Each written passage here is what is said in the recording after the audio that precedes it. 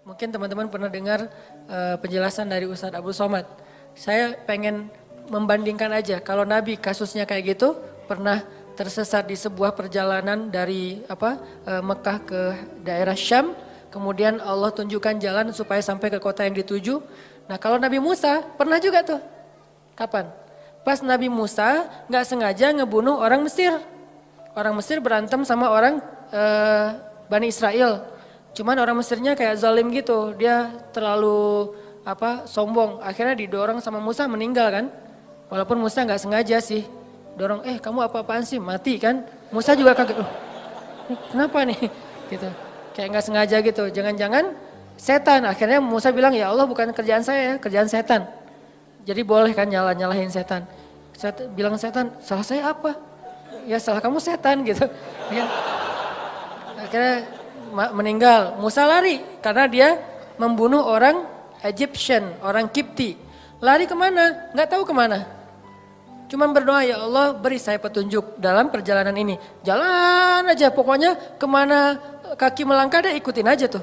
Nggak ada nih lihat Google Map dulu atau mau kemana dulu bikin itinerary dulu. Kayak kita trip atau traveling yang udah jelas tujuannya. Ada travel agentnya, ada budgetingnya udah segala macam. Enggak, pokoknya jalan aja kemana kaki melangkah ikut aja terus. Ini benar-benar dol namanya nih. Nggak tahu arah. Tapi sampainya kemana? Ke jodohnya. Ke Madian, ke Yordania. Ketemu dua orang cewek. Lagi ngantri mau ngasih minum ternak, Musa nanya, "Ma khatbukuma, ada yang bisa saya bantu?" Gak ada modus-modusan. Beda dengan kita, kayak kenal ya, di mana ya? Enggak, kita nggak pernah ketemu. Saya yakin saya pernah ketemu sama kamu. Di mana? Di dalam mimpi. Modus banget kan ya. Musa nggak kayak gitu. Ya udah aja, "Ma khatbukuma, kalian ada apa? Apa yang bisa saya bantu?" Dengan bahasa yang lembut ya, pastinya kan ngomong sama cewek nih. Masa ngomong sama cewek, "Ma khatbukuma," kan enggak ya? Nada khatib yang membuat kesannya jadi berubah. Kan kalau khatib berubah, kalau dia nggak paham ceritanya, dia akan mengatakan, "Ma khatbukuma." Nggak gitu Ustadz. Gimana? "Ma khatbukuma." Kan lagi ngomong sama cewek nih. Musa orangnya santun. Akhirnya, kami nggak bisa ngasih minum ternak soalnya harus ngantri di belakang laki-laki. Ya udah saya bantuin. Musa langsung turun ke sumur. Ketika Musa turun naik ngasih minuman ternak dan itu ada puluhan ekor onta, ratusan ekor onta. Satu ekor onta aja minumnya udah banyak banget kan. Di situ kelihatan Musa itu kuat, gagah.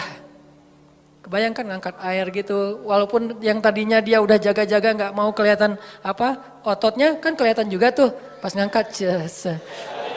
Terus kayak pura-pura lipat baju gitu, ini kenapa ya ngangkat gitu. Terus kayak udah gitu selesai, Musa duduk di bawah pohon istirahat, si ceweknya pulang. Pulang cerita ke ayahnya, "Ayah tadi kami dibantu oleh seorang laki-laki, dia baik segala macam." Kata ayahnya, "Ya udah undang ke rumah, ayah pengen bilang makasih dan ngejamu dia makan." Musa di bawah pohon bilang gini, "Ya Allah saya lapar dan engkau sebaik-baik pemelihara. Ya Allah saya lapar tapi engkau yang maha penyayang." Ngadu ke Allah, lapar bilang ke Allah. Mau ikhtiar gimana di negeri orang gak tahu di mana tempat makan. Dan gak bawa uang juga. "Ya Allah saya lapar, engkau sebaik-baik penolong, pemelihara, pengasih, penyayang." Tiba-tiba cewek itu datang. Tamshi ala istihya, berjalan malu-malu. Gimana jalan malu-malu? Aduh gimana ya ngomongnya ya. Kalau bahasa kita mah ya, aduh malu mau ngomong. Tapi kan ini amanah dari ayah. Kalau kita mah pura-pura malu. Kalau ini benar-benar malu-malu. Tamshi ala istihya. Gimana ya caranya ya? Aduh gimana ya atau gimana ya? Terus maju lagi, nggak jadi lagi mundur. Maju lagi, nggak lagi mundur lagi. Nggak pakai cantik. Maju mundur aja. Sampai akhirnya datang, "Mas," kalau bahasa kita nih, "Mang," "A," gitu ya. "Ayah saya ngundang AA di rumah mau ngucapin terima kasih." "Oh iya, hayu." Jalan aja, hayu nggak tahu bahasa Arabnya hayu apa.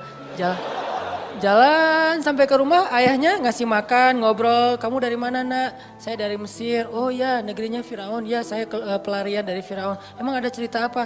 "Kisahin, kamu orang baik, tinggallah di sini." "Ya makasih Pak." Setelah itu si bapak itu ke belakang kan, ternyata si anaknya yang perempuan ngedengar pembicaraan mereka.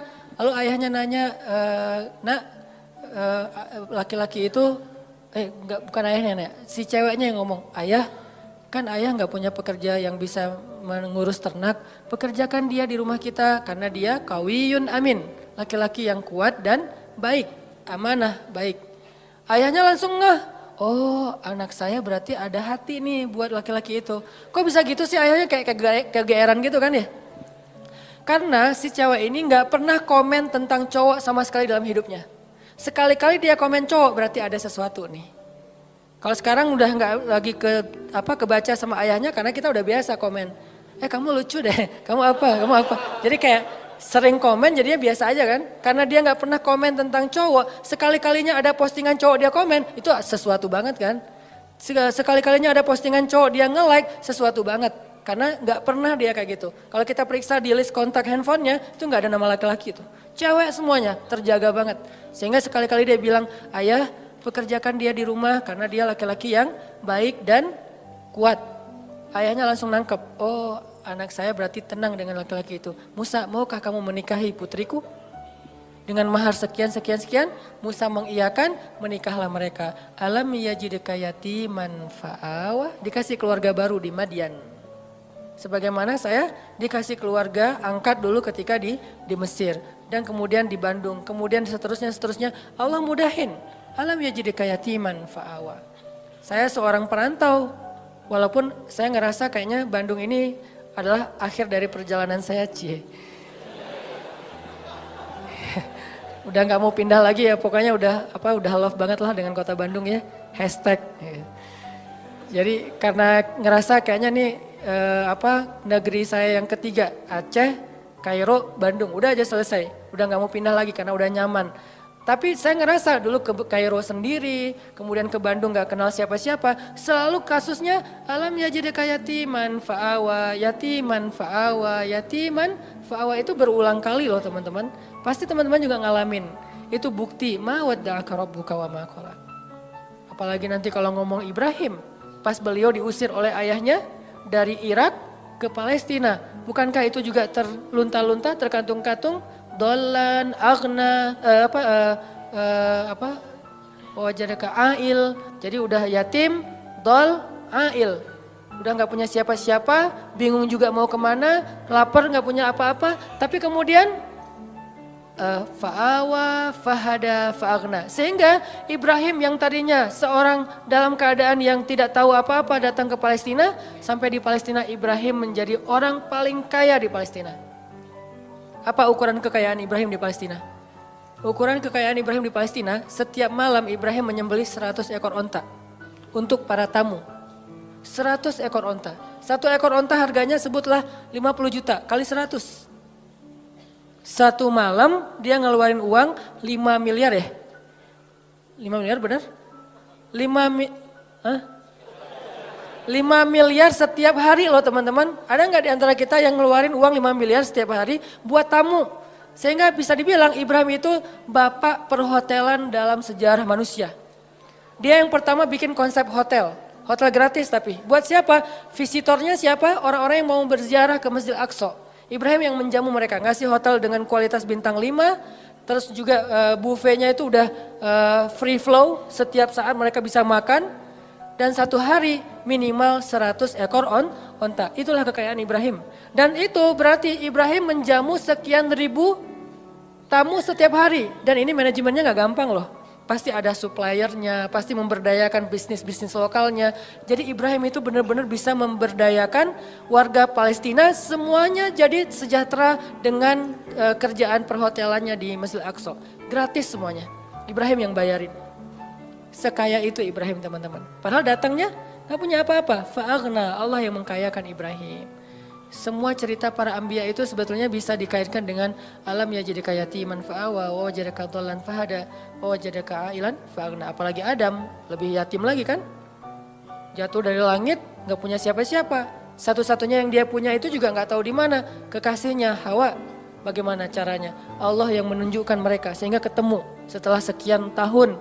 Mencari akhirnya ketemu juga. Nah ini artinya teman-teman ma wadda'aka rabbuka wa ma qala. Part ketiga yang akan kita tuntaskan malam ini, fa ammal yatim fala taqhar wa ammas sa'ila fala tanhar wa amma bi ni'mati rabbika fahaddis. Kalimat 3 ayat terakhir ini itu kayak nerusin 3 ayat sebelumnya. Alam yajidka yatiman fa'awa fa'ammal yatima fala taqhar. Wa wajadaka dhallan fahada wa ammas sa'ila fala tanhar. Wa wajadaka 'ailan fa'aghna wa amma bi ni'mati rabbika fahadits. Jadi kayak pasangan-pasangan ayat. Bukankah Allah mendapatimu dalam keadaan yatim, lalu Allah kasih kamu keluarga? Makanya kalau ketemu anak yatim, jangan kamu bersikap semena-mena kepada mereka. Karena Allah juga mendapatimu yatim, wahai Muhammad. Sehingga Nabi Muhammad sayang banget sama anak yatim. Dan sangat dekat kepada orang yang sayang kepada anak yatim. Sehingga Nabi mengatakan, orang yang mencintai anak yatim nanti di akhirat bersamaku itu seperti jari telunjuk dengan jari tengah ini. Dekat banget. Jadi kita bakal punya rumah bersebelahan, satu klaster sama rumah Nabi. Kan seru banget ya. Punya rumah satu klaster sama rumah Nabi. Dan klaster itu klaster terbaik di surga. Yang satu butir debunya lebih mahal daripada dunia dan seisinya. Bukan 1 meter tanahnya. 1 butir debunya lebih mahal daripada dunia dan seisinya. Enggak ada lagi klaster wilayah tanah yang lebih baik daripada klasternya Nabi nanti di surga. Dan siapa yang sayang kepada anak yatim, yang sangat peduli kepada anak yatim di sini usia sebelum dia mampu berusaha, kalau 25 tahun terus dia jomblo gitu, terus dia kayak gitu, itu modus ya. Ustadz dia tuh masih yatim loh, ayahnya udah meninggal sekian tahun, jadi saya kayak fa'awa gitu Ustadz ya. Ya boleh lah ya, yang penting niatnya baik. Jadi siapa yang sayang sama anak yatim, nanti dia akan disediakan rumah satu klaster dengan Rasulullah SAW. Jadi dia kayak bertetanggaan gitu sama Nabi SAW. Ketemu sama Nabi duduknya di sebelah Nabi. Ketemu sama Nabi duduknya satu majelis sama Nabi. Ini fa'ammal yatima fala taqhar. Jangan semena-mena sama anak yatim. Dulu di zaman Nabi ada cerita seorang sahabat namanya Abu Lubabah. Abu Lubabah ini punya pohon korma di sebelah rumah anak yatim. Tapi dia nggak rela gitu kalau kormanya dimakan sama anak yatim, korma yang udah jatuh. Sehingga satu hari anak yatim lagi makan korma jatuh, dari mulutnya diambil sama Abu Lubabah. Ini bukan punya kamu, ini punya saya. Dilaporin ke Rasulullah.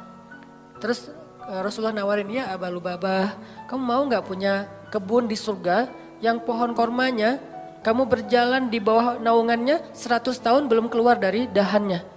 Saking gedenya pohon kurma di surga. Mau gak kayak gitu Abu Lubabah? Mau ya Rasul, caranya gimana? Wakafkanlah pohon kurmamu untuk anak yatim. Gimana ya Rasul, itu pohon kurma kesayangan saya banget. Itu saya ada kenangan gitu. Maaf ya bukan gak mau. Dia kayak beralasan gitu gak mau nyerahin pohon kurmanya untuk wakaf anak yatim. Akhirnya Nabi gak maksa orangnya. Ya udah gak apa-apa, pergi aja. Tiba-tiba datang sahabat yang lain namanya Abu Lubabah. Dia bilang, ya Rasulullah ada apa Abu Lubabah? Tadi saya mendengar Rasulullah nawarin sesuatu kepada Abu Dahdah yang kedua. Ada apa Abu Dahdah?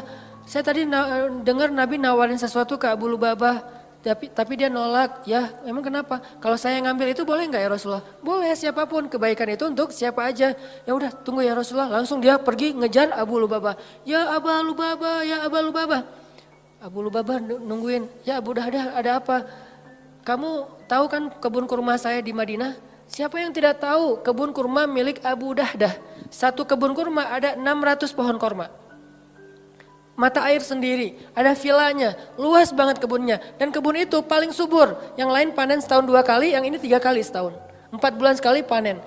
Teman-teman kalau mau berhitung, satu pohon kurma sekali panen itu lebih dari 100 kilo. Satu pohon, satu dahannya aja udah berapa puluh kilo kan? Itu satu pohon lebih dari, sebutlah yang paling kecil 100 kilo. 1 kilo harganya 500 ribu. 500 kali 100, capek. Itu satu pohon. Dan Abu Dahdah punya 600 pohon. Jadi sekali dia panen korma itu puluhan M loh keuntungannya. Sekali panen, dalam setahun dia panen 3 kali. Ratusan M dalam setahun. Kata Abu Dahdah, wahai Abu Lubabah, kamu tahu kan kebun kurma saya? Tahu, siapa yang gak tahu kebun kurma Abu Dahdah terkenal di Madinah. Mau gak kita barter? Kamu kasih pohon kurma kamu yang di pojok rumah anak yatim ke saya kasih kebun saya ke kamu, bukan pohon, kebun. Kata Abu Lubabah, yang benar, kamu gak lucu deh ininya, bercandanya. Nah ini mah dialog dari saya. Terus kata Abu Dahdah, saya serius. Beneran? Ya udah, ayo. Langsung transaksi, jadi deal. Mereka kemudian pergi ke rumah anak yatim. Wahai anak yatim, kata Abu Dahdah, mulai sekarang pohon ini Bapak wakafin buat kalian. Makanlah sesuka kalian dari korma yang ada di pohon ini. Kemudian gak lama kemudian dia ngajak Abu Lubabah ke kebunnya. Istrinya lagi bersih-bersih gitu. Kata Abu Dahdah, wahai istriku keluarlah. Ini sekarang bukan kebun kita lagi, sudah aku jual.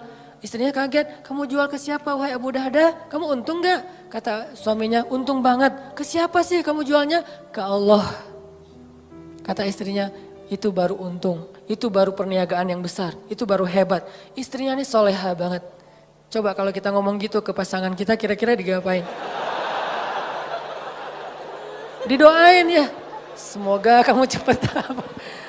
Ini istri yang soleha. Ini buat cewek-cewek ya. Kadang-kadang suami itu kalau lagi semangat, kadang-kadang kan nggak mikir ya, kasih aja. Nah kalau dia lagi gitu, tapi tetap ada batasannya juga. Cuman dengan kualitas iman Abu Dahdah dan istrinya itu emang luar biasa, inspiring banget. Istrinya malah bahagia, ya saya udah keluar. Wah, sekarang jadi milik siapa? Abu Lubabah. Silakan Abu Lubabah. Mereka pergi meninggalkan kebun itu sama sekali nggak nyesal. Cerita ini didengar oleh Rasulullah SAW dan Nabi mengatakan, duh betapa luasnya kebun Abu Dahdah di dalam surga.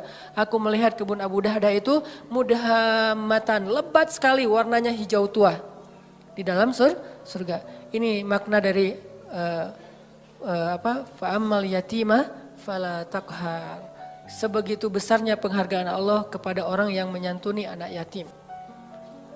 Terus angle yang kedua adalah al-jaza min jinsil amal. Balasan itu sesuai dengan jenis amal. Jadi kalau dia pengen dapat fa'awa, alam yajidka yatiman fa'awa, pengen dapat itu, maka caranya fa'ammal yatima fala taqhar. Siapa yang menyantuni anak yatim, Allah santuni. Siapa yang menaungi anak yatim, Allah naungi. Siapa yang meringankan hajat anak yatim, Allah ringankan hajatnya. Al-jaza min jinsil amal, itu berlaku di surat Ad-Duha. Jadi itu bukan kaidah fikih akal-akalannya ulama, karena ulama ketika membuat sebuah rumusan fikih atau persepsi fikih itu berlandaskan pemahaman mereka terhadap ayat dan hadis kan. Ayatnya salah satunya fa'ammal yatim fala taqhar. Hasilnya alam yajidka yatiman fa'awa. Wa ammas sa'il fala tanhar. Kalau ada orang yang nanya, karena ada dua tafsir nih. Ada yang bilang sa'il di sini orang yang meminta pertolongan, ada yang bilang sa'il di sini orang yang nanya jalan. Kalau ada yang nanya jalan ke kamu, lalu kamu menunjukkan jalannya, maka Allah juga akan wa wajadaka dhallan fahada. Makin sering kita ngebantu orang untuk menemukan jalan, makin sering kita dengerin curhat teman kita, makin sayang Allah untuk dengerin curhat kita. Maka sabarlah mendengar curhat temannya. Walaupun kadang-kadang emang capek sih, tapi sabarlah. Latihlah mendengar curhat teman, sehingga kita jadi seorang suami yang mau mendengar curhat istri. Nanti ketika kita udah nikah, Neng mau cerita, apa? Kayak semangat gitu kan ya. Ya tadi ada cerita sama teman-teman gini-gini. Kita jadi pendengar yang baik, bukan langsung kita patahkan. Kenapa? Karena udah terbiasa di kos-kosan jadi tempat curhatnya teman-teman sekos-kosan. Sampai ibu kos juga curhatnya ke kita gitu. Iya itu yang kamar sebelah suka telat aja bayar kos-kosan. Ya Bu, saya juga gitu ya Bu. Kamu gak apa-apa soalnya kamu udah dengerin curhat. Ya pokoknya jadi orang yang wa masaila fala tanhar. Jadi kalau ada orang yang nanya ke kita, minta pertolongan ke kita, kita berusaha untuk membantu dia, Allah juga akan berusaha membantu kita. Contohnya Nabi SAW. Nabi itu kalau ada yang minta tolong gak pernah nolak. Kalau beliau gak bisa nolong sendiri, beliau akan cari orang untuk nolong dia baru ditinggalin.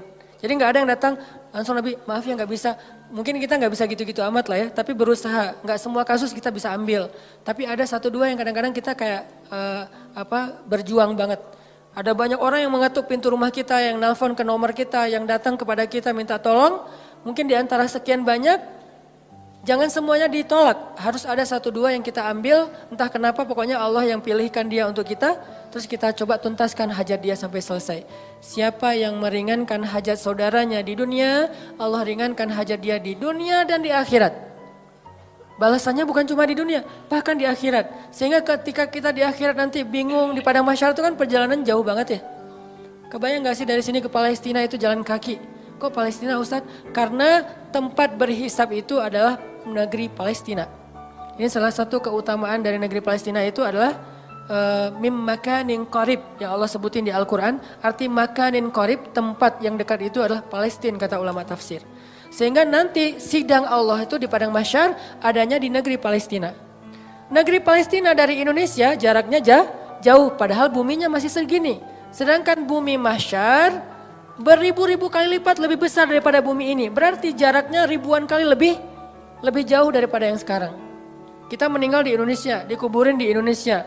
Nanti ketika kita bangkit, kita harus jalan ke Palestina. Palestinanya udah berapa ribu kali lipat lebih jauh dari yang sekarang. Jalan kaki teman-teman. Gak ada petunjuk sama sekali. Arahnya sudah berganti, kiblat atau timur barat udah berubah. Gimana cara kita menemukan spot hisab? Susah banget kan? Kalau enggak karena Allah, wa wajadaka dhallan fahada. Dulu di dunia kita sering nolongin orang, sering nunjukin arah ke orang lain, sering bantuin orang di jalan, sering bantu orang ketika kesusahan. Allah bantu nanti kita di akhirat. Sehingga tiba-tiba dikasih kendaraan, kita kayak kasih tumpangan buat teman, itu enggak ada yang kelewat sama catatan Allah. Kamu kan dulu pernah ngasih tumpangan ke teman kamu pulang taklim.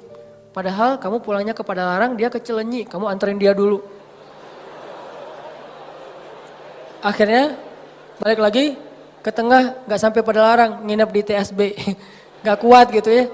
Tadinya nanyanya sih kayak serius gitu. Pulang kemana saya anterin. Oh boleh. Udah aja naik motor kemana Cilenyi. Ngomong dari tadi. Kan beda arah timur dan barat. Nah kamu pernah ngelakuin itu di dunia, nanti di akhirat tiba-tiba Allah yang ngasih kita tumpangan. Dan tumpangan dari Allah sebaik-baik tumpangan kendaraan cahaya. Sehingga dari Indonesia ke Palestina itu hanya sekejap mata saja. Itu diantara makna dari hisab yang ringan, hisab yang mudah, dipercepat perjalanannya. Sementara yang lain masih kebingungan, ada yang jalan ke sana, ada yang jalan ke sana. Itu nggak ada yang arah loh, yang jelas arahnya. Jadi orang jalan itu acak aja tuh kemana-mana. Bisa ribuan tahun nggak sampai ke tempat hisab, belum dihisab tuh. Untuk sampai ke sana aja ribuan tahun. Kok malaikat gak ngasih tahu sih kalau kita salah jalan? Karena kita di dunia juga gak pernah ngasih tahu orang kalau dia salah jalan, dibiarin aja. Malah ada yang sengaja nyesatin lah gitu. Kalau mau jalan ke Dago lewat mana? Itu aja lewat ini nanti Gatot Subroto tembus aja ke Soekarno Hatta, udah gitu Buah Batu terus aja ke sana.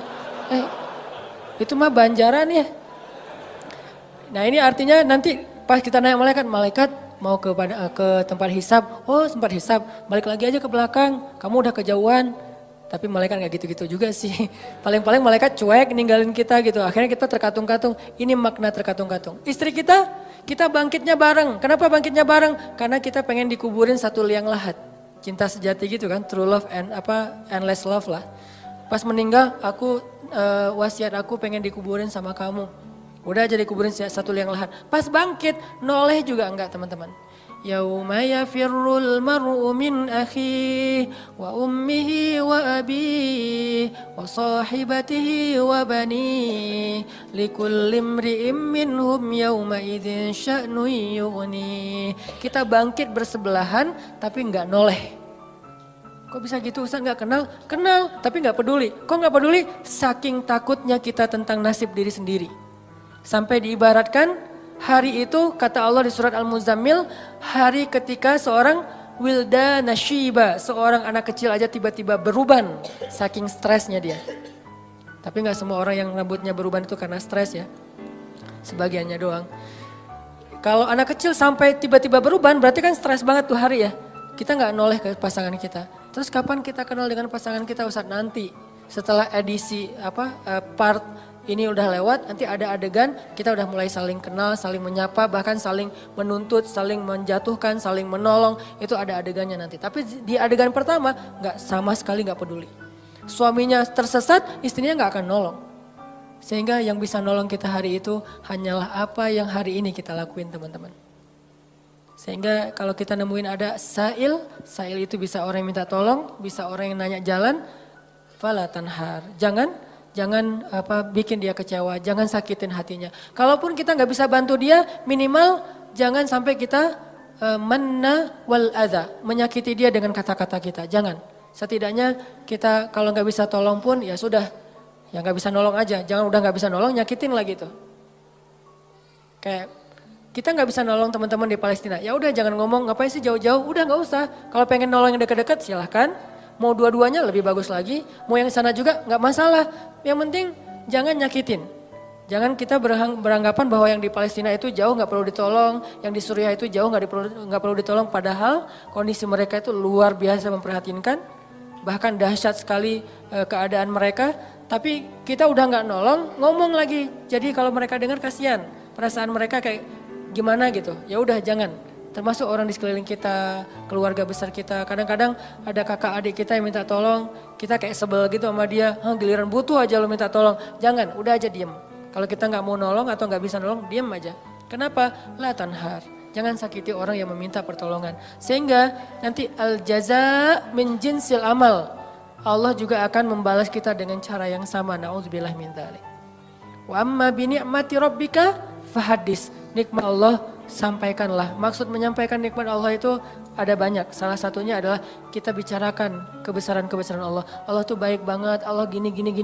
Sehingga dengan pembicaraan kita, orang yang mendengar jadi semakin yakin sama Allah. Kayak tadi cerita saya di Thailand, simple sebetulnya. Cuman hal yang sepele banget. Tapi itu bagian dari tahadus bin ni'mah. Tujuannya apa? Tujuannya biar kita yang mendengar makin yakin sama Allah. Makin bergantung sama Allah, makin taat di jalan Allah. Itu namanya wa amma bi ni'mati rabbika fahadis. Jadi teman-teman, 3 ayat terakhir itu ada 2 angle yang kita bisa lihat. Satu, ternyata kalau kita pengen dapat satu kebaikan, maka tanamlah kebaikan yang sama di ketika kita bisa. Nanti saat kita butuh, Allah akan membalas kita dengan kebaikan yang sejenis.